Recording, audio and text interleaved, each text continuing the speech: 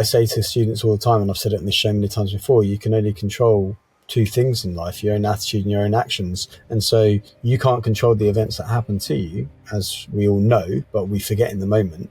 So then we have to control how we respond to those events. And, whilst it is frustrating to be here, thousands of miles away from home and not do what I want to, I also call back on one of the coping mechanisms that I use when encountering new challenging situations is to think back to other challenging situations which are maybe similar that I got through, and remember that I did get through those things. Harry, how are you doing? This is going to be a good conversation. We've just talked about what we're going to talk about today, which are things going wrong. And as Harry said, let's talk about how we handle the unexpected.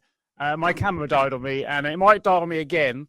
So at the moment you can see me, but the charging cable isn't working. But anyway, how are you doing, Hari Kalymnios? How is Bali? I believe you're sat in a hostel somewhere with better weather than I'm experiencing. Well, I don't know if it's better weather, actually. It was absolutely chucking it down about an hour ago with rain. It's still the rainy season. I'm on an island off the coast of Bali at the moment, and I'm actually coming to you from a 12-bed dorm. I decided to move to a hostel.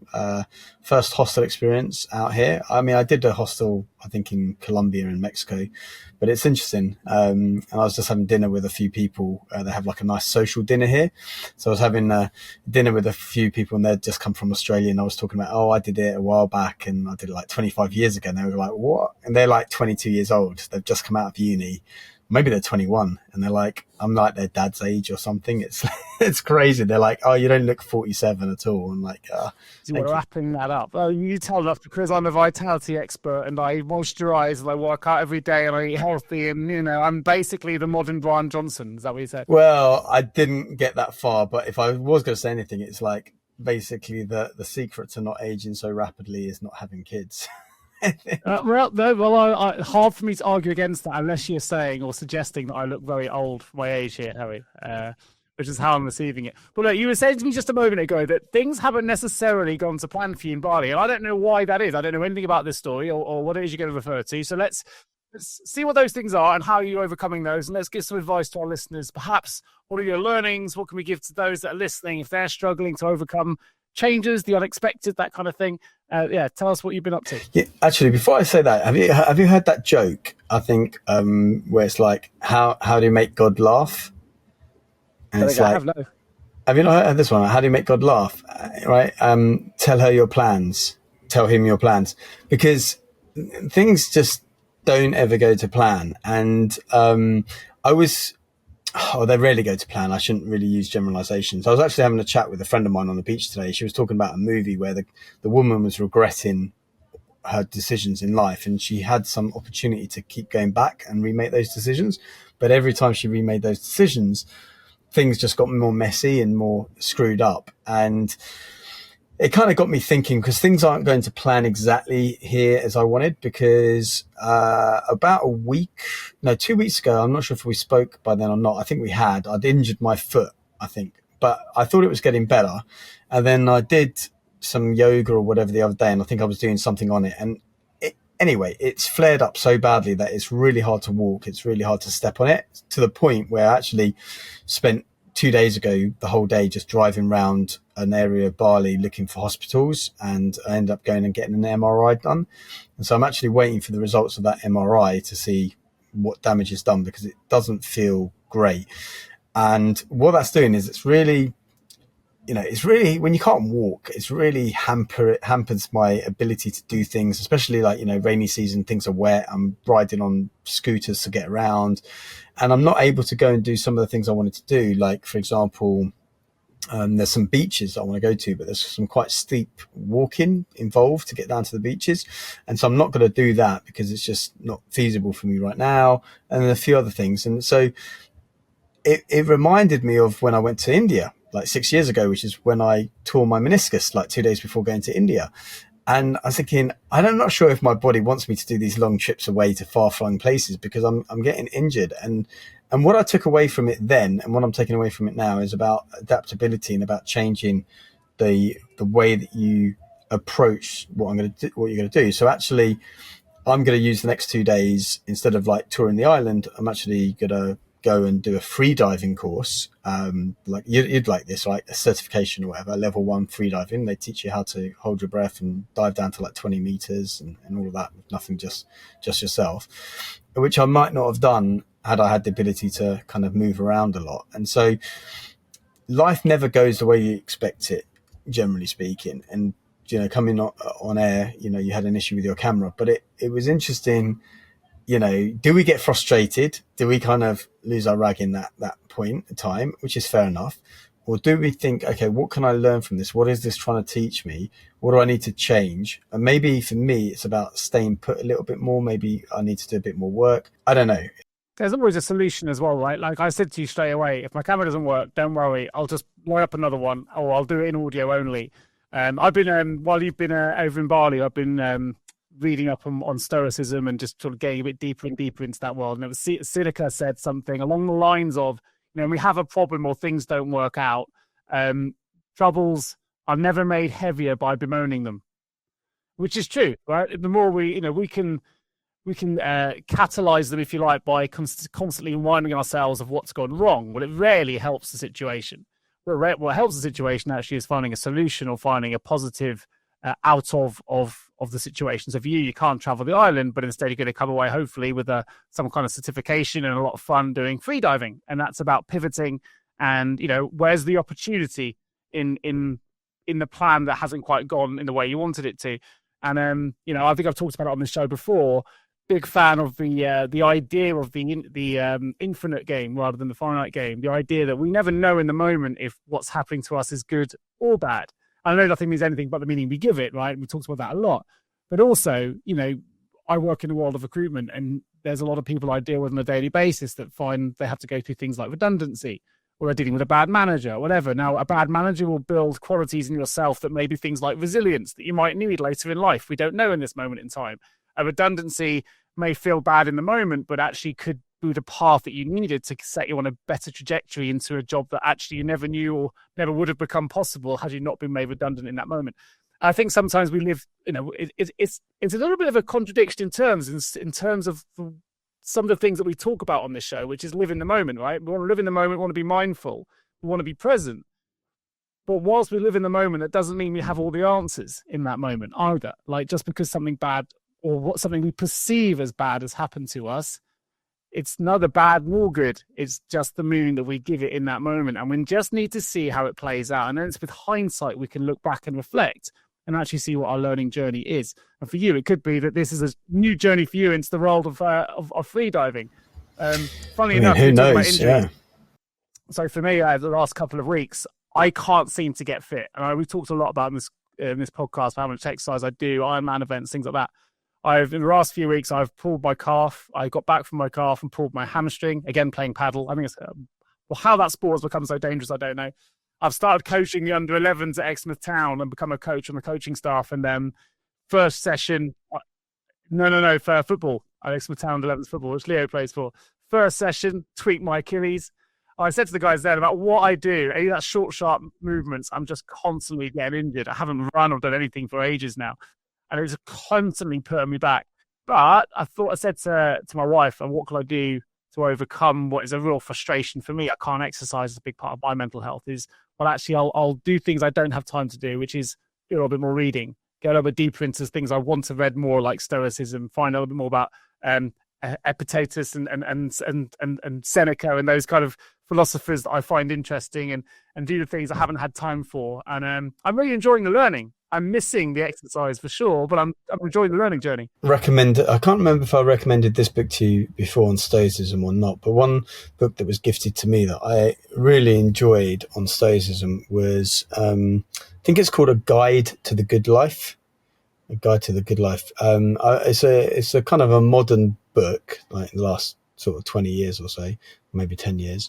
But it summarizes Stoicism in quite a nice way, I think. So rather than going and reading meditations or whatever it is by Seneca and Epictetus and all of that, Marcus Aurelius. But I find that good. And obviously you would have come across Ryan Holiday. He does the Daily Stoic and all of that. Yeah, so he's probably got... I get that newsletter. It's good, actually. I've been with the Daily Stoic for a while. If anyone's interested in Stoicism, that's the Daily Stoics are really good, simple, comes into your email box every day with a little bit additional insight, and I find that quite good.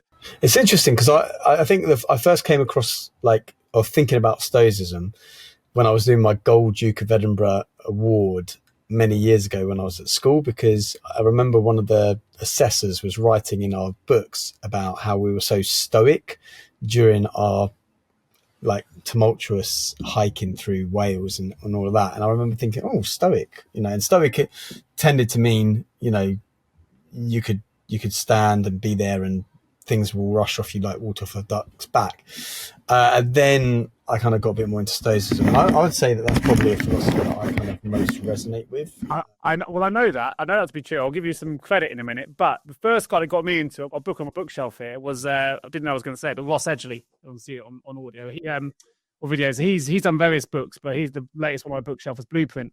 But he's really into the Stoics, and he's a big believer in mind and body, and hence some of the amazing feats he's done, like swim around the entire UK, longest ever swim unaided.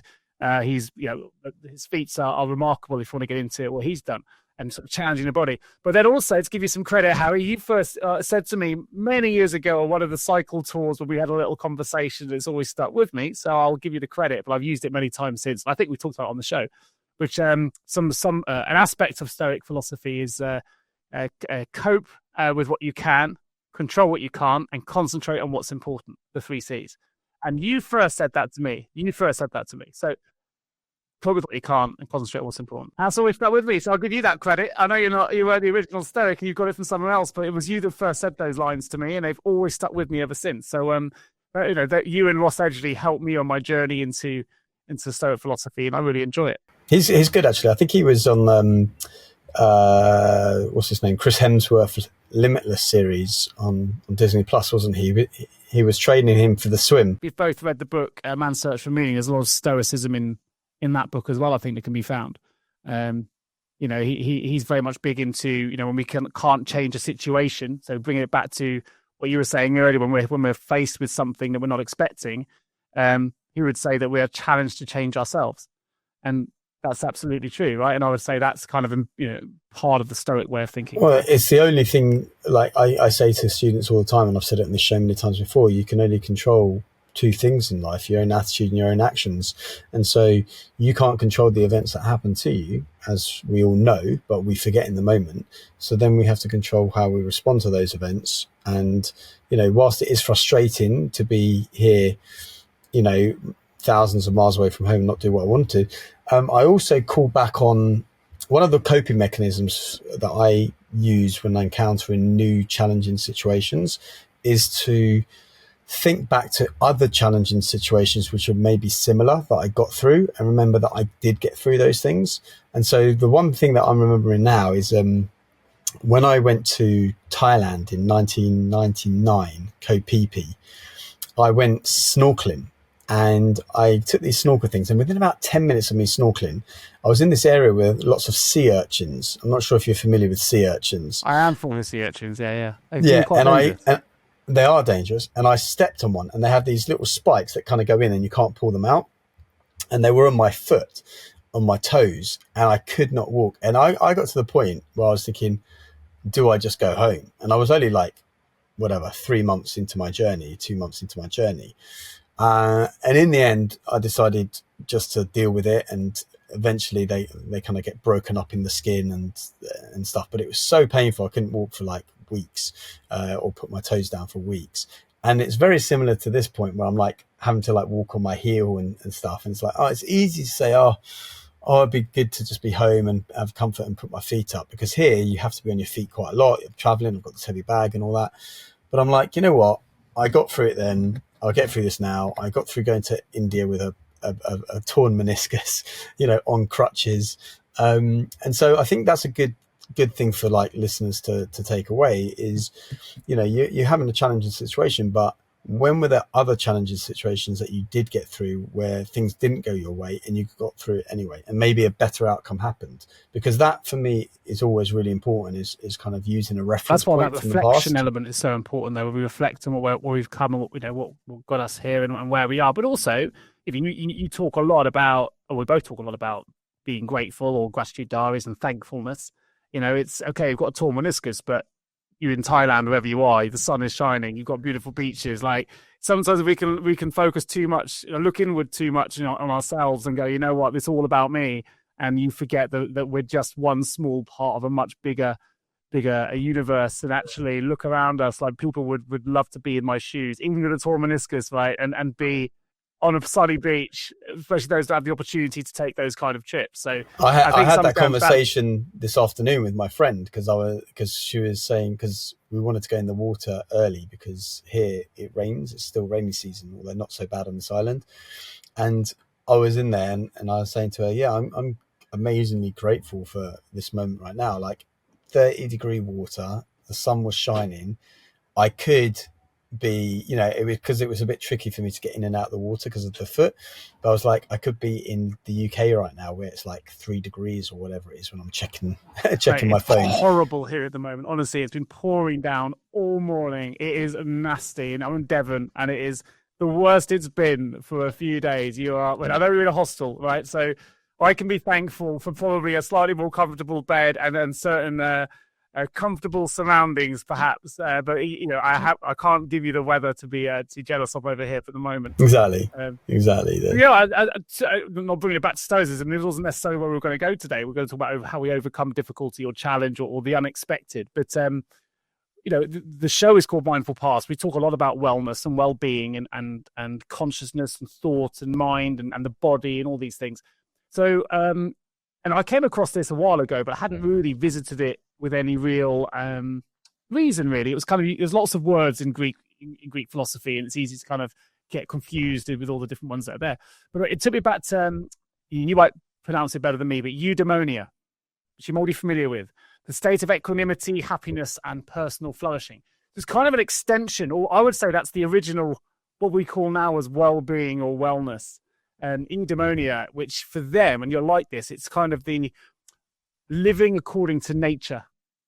And that is foundational if you want to achieve eudaimonia in Stoic philosophy. And I thought, I came across this. I thought, we got a podcast. We could have easily called it something along these lines. And I know I'd encourage you to take a look afterwards if you're not familiar with the term, Hari, because I think you're going to love this. It really does encompass a lot of things that you advocate for, and we both do, hopefully, on the show. It's absolutely about flourishing in life, but flourishing in relation to, and I may not be getting this completely correct because I've been reading about this over the last few weeks, but flourishing in relation to what is true to ourselves, to what is authentic to us within nature, within the wider world, the broader world. I think it was Aristotle that first came up with the term, but I found it fascinating, and I would recommend you take a look at the term and do some Googling and reading beyond it. I think it really does bring and connect a lot of the things we talk about on the show into one place. I think wellness, sometimes it's almost an overused term now. Well-being, again, it loses its structure and its definition just because it's used in so many different contexts and ways. I think Eudaimonia for me brought it back to the earth, brought it back to nature, brought it back to internal authenticity and happiness and what that really means. Well, I think nature is such a key teaching element for me. Like a lot of my beat model, as you know, came about from looking at both nature and babies, and even out here, taking the opportunity in the nature environment that I'm in to kind of take some learnings as well. And I find it quite sad in a way because I'm spending a lot of time and I'm observing people as well, and the vibe is very different now because we have technology. So I noticed that whereas before we used to engage a little bit more, I feel like, myself included, I'm using the opportunity to do things on my phone, do things on my laptop, and it does take away that opportunity just to sit and wonder, to observe people, to observe nature, which I think is a really valuable teacher. But something I wanted to bring up when you talked about Stoicism, and I think I've talked about it before on the show, but I first got the idea from Stoicism, which was this idea of negative thinking rather than positive thinking, or negative projection, where you visualize the worst outcome. And I remember I was talking to a friend about 2 or 3 years ago about this, because I was talking about it in the context of my dad, and imagining life without him, and I don't know if it helped or not, but because I remember when I was visualizing it, I got quite visibly and emotionally upset because I could really sense it and feel it. It's actually yesterday as well. I had a really bit of a wobble with the whole thing, because I was chatting to this guy in the swimming pool of where I was staying, and he was in his probably 70s, and he was on holiday with his son. So he was with his wife, and he was a French guy, but he reminded me of my dad. He didn't look like him, but there was just something. And the fact that he was on holiday with his son and his son's girlfriend or something, I think. And I was thinking, that's never going to happen again for me, and I'm not going to be able to talk to him ever again. And that really got me yesterday, getting me a bit now. But I think for the listeners, the idea of this negative, because we all hear about positive thinking and positive visualization, but also to visualize the worst that can happen, because sometimes when we visualize the worst, or even when we write down the worst that could happen, and then we say, okay, and what can happen then? And what can happen then? Yeah, we naturally start to plan for it, don't we? That's the thing. Plan for it, or we go back to that point where you were kind of alluding to before, whereas if there's nothing you can, it's like this, if there's nothing you can do about it, why worry? Or if there's something you can do about it, why worry? And that really came to me from Stoicism, where you kind of seeing what's the worst that could happen, and then learning to cope with it before it happens. We used to do this all the time in business, actually. It's something actually that you learn if anyone's gone through the coaching qualifications or journey or whatever it is. Obviously I work as an executive coach, and something we do regularly with my clients will be to catastrophize a challenge or a problem, which is kind of what you did there. You take them to the worst place. You're worried about this meeting, you're worried about this project, you're worried about wherever you are in your professional journey. We're talking about professional coaching and commercial coaching, if you like. And often it's really helpful to catastrophize. Okay, so let's go there. Then what would you do in that moment? How would you plan for it? How would you overcome it? What are the steps you would take? Let's work it through together. Because when you realize there's a plan for the catastrophic thing that could happen in your mind, and we know that our minds, they go into survival mode, so they'll often take us to the worst place. They think that's how we're going to best survive it, because we do that as a natural humanistic thing that we do. Is we do catastrophize all the time, because that's how our brain copes. Our brain will go, okay, well, if that does go there, what would I do? How would I handle it? What would happen? It doesn't always serve us, of course, because we can over catastrophize and put us in a state of negative thinking, negative thought patterns, concern, anxiety. So going back to what you mentioned, because one of the tools I will use in my coaching conversations on the back of a catastrophizing coaching intervention, if you like, would be then to introduce something called circles of control or circles of influence. And that's very much an exercise you may be familiar with, Harry, which talks about, what is within your immediate circle of control and influence. Can you do anything about that challenge? If it's genuinely outside of your control, as you just mentioned, we are just wasting negative energy on trying to solve something. It's outside of our sphere of control or influence. Then, if there's something you can do or someone you can speak to, maybe it's in an outer circle of control and influence, that's fine. And who do you need to speak to? Don't focus on the how, focus on the who. And who can I chat to that may be able to resolve or help me in that situation? But again, if there's no one in that instance, then it is just within your own circle and there's nothing you can do about it. Then focus on what is within your control, and try not, it's easier said than done, but try not to focus on what is external in your control, right? And it is really difficult. It involves self-control. It involves a level of self-mastery, I think, because it's not definitely difficult. Self-awareness. I mean, I remember I'm not sure if I mentioned this before, but a very practical example of when this was useful for me. And I was on the way to an airport and running really late, and I was kind of going through that process. I was going, okay, what can I influence right now? Where's my concern? My concern was about being late, missing the plane, all of that. And I thought, okay, what can I influence now? Well, I can look on my phone for a route and see if I've got a better route than the cab driver.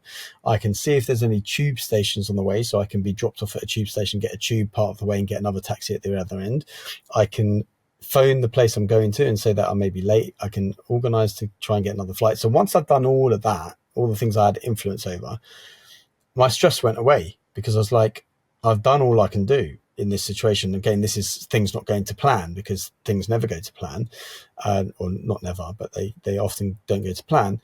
And so it's like, okay, once I've done all that, I've done everything that I've got influence over. And so it's out of my hands. And if people get upset with me, I'm like, well, I've done the best I can do. And that's that. I think. Probably enough. I know you've worked at Toastmasters and you've done a lot of public speaking, as have I. And I did we know for a lot of people, there's certain stats are out there. I don't know if they're genuine or not, but a lot of people say I'd rather die than do a public talk and this, that, and the other. But it's a genuine anxiety for many people to speak publicly or stand up in front of others and talk.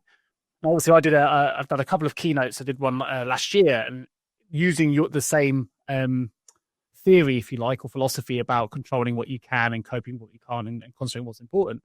I'm going I'm being paid to go and do a talk in front of a lot of people I don't know. Now, it'd be very easy for a lot of people to be anxious about that scenario. But for me, it's okay. I've got to take a step back. I've got to control what I can. That can be my pacing. That can be my delivery. That can be my tone. That can be my volume. It can be controlling the ability to make sure I know my content, that I've researched it. They're all within my sphere of control, right? And if I do those things, then it'll allow me on the day to concentrate on what's important. That's on delivering value based on my research, my background, my interpretation of the world. And I can concentrate on what's important in delivering that message by controlling those variables. Then if I'll do all of that to the best of my ability, right? If I give what I view as my interpretation of that concept, that talk, that whatever it is I'm discussing, can I cope with not everyone liking it? Absolutely. Because I've given the best I can do from the viewpoint that I have in that moment in time. And you can never please everybody all of the time. But if I'm able to do that to the best of my ability, control my tone, my pacing, and all the other bits that go with what is typically considered to be important aspects of a good keynote talk, then there will also be people in the room that hopefully do enjoy and resonate with the content.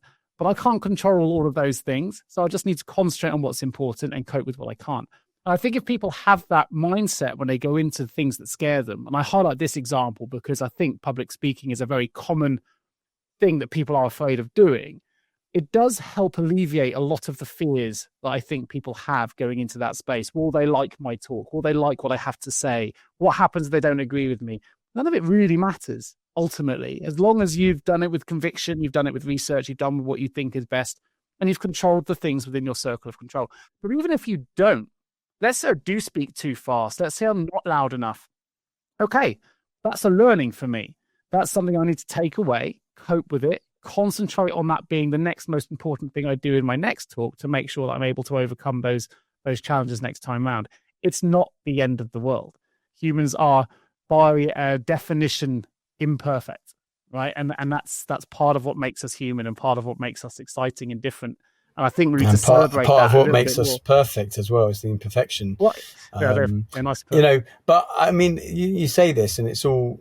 I totally agree. But there was a time, I've kind of gone off it a little bit now, but where I was really thinking about the feedback. So when I do these trainings, you get the feedback, and I always wanted people to love me, give me tens and all of this. I'm like, none of that is in my control, right? All I can do is do the best job, and it's up to them what they give. And sometimes they're in their own space. You might have delivered amazing and been a 10 out of 10 for some people, and then a 1 out of 10 for other people.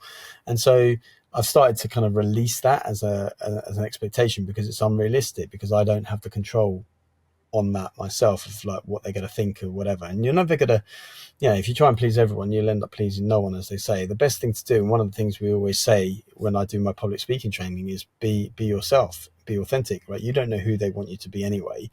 And life is too short to be anything but authentic, I think. And so I think just do who you are, and your vibe will attract your tribe, as they say. And you're not going to be for everyone as a speaker or whatever the thing is you're doing, but you've got to find the people that do resonate with you.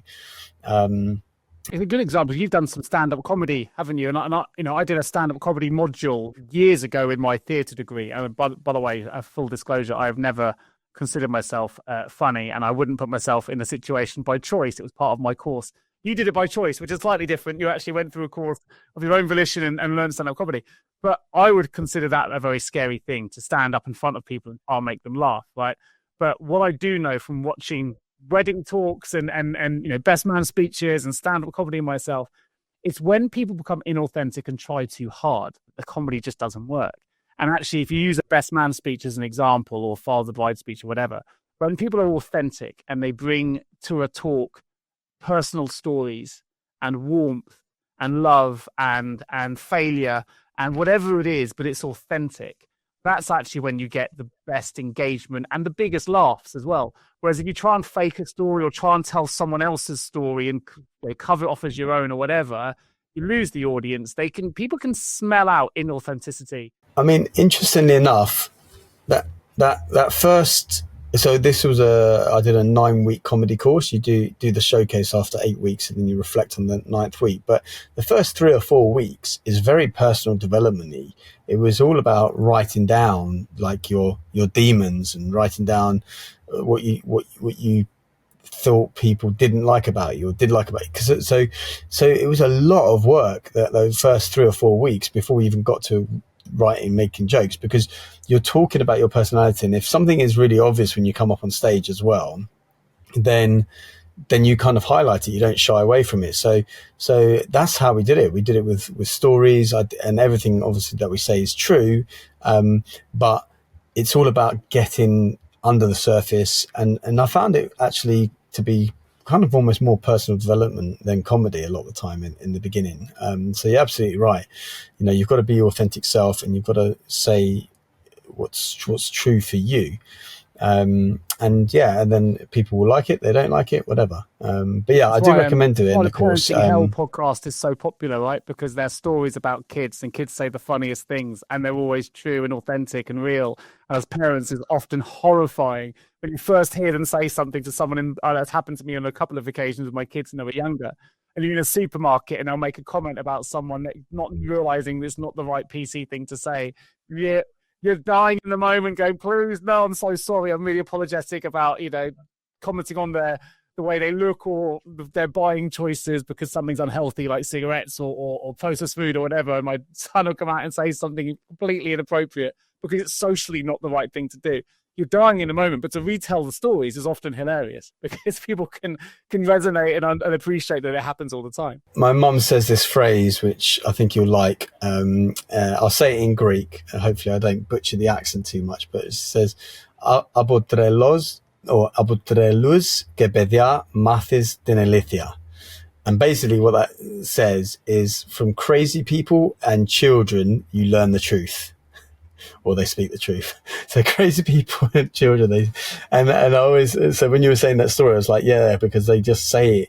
They say it as it is, those two kinds of people a lot of the time. So I just remember one particular example of it, generally in the supermarket and trying to explain to Leo why we don't buy the Magic Charm cereal, the multicolored processed kind of high sugared cereals.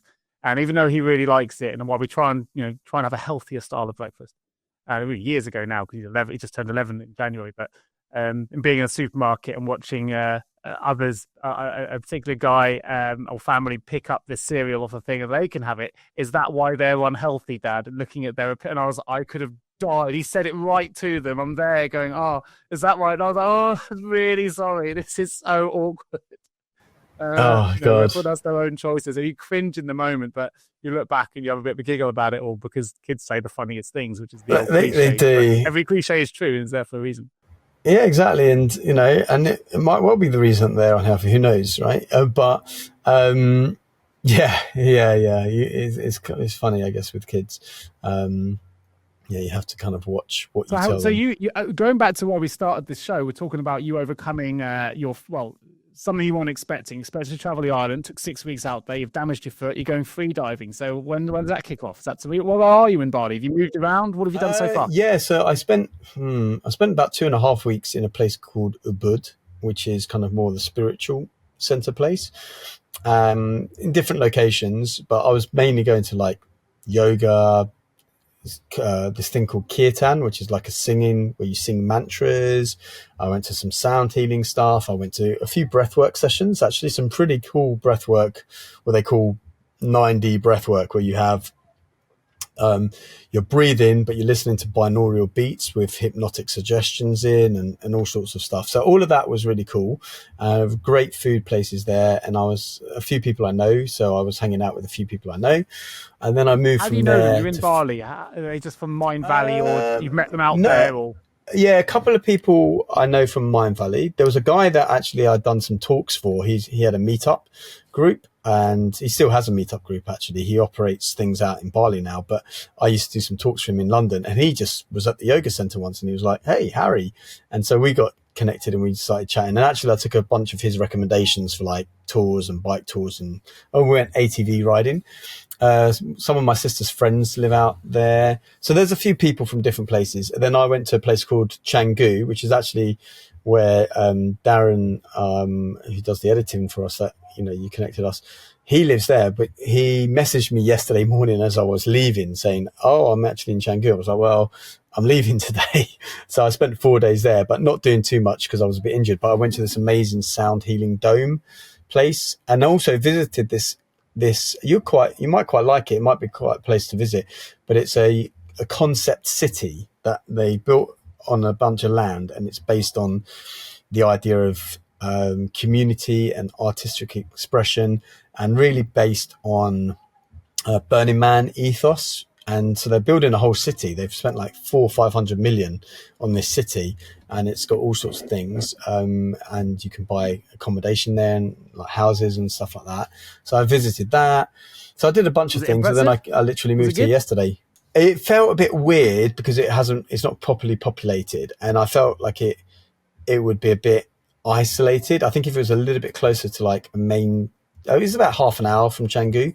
But I imagine if I went back there in another sort of 10 years, because they're still building parts of it, and also it's the wet season. But I imagine if there were permanent residents there and creative types, it could be quite a cool space. So maybe if you come in 5 or 10 years' time. Definitely on my list. I've heard it's beautiful. And Darren, who he mentioned, is our podcast producer, and yeah, it's definitely got its good bits, he but it's also got its my family would love it bits. out there. He's like, got to come out and look at it. It's beautiful. Yeah, my sister's coming out in April with her family and another family to visit their friends, and their friends actually have moved here. They moved here with their son, who's 12, to go to this school called the Green School, which is this kind of concept amazing school, which maybe look it up. And they moved here for that reason. So they took him out of school when he was 10, and they went and lived in Costa Rica for a year.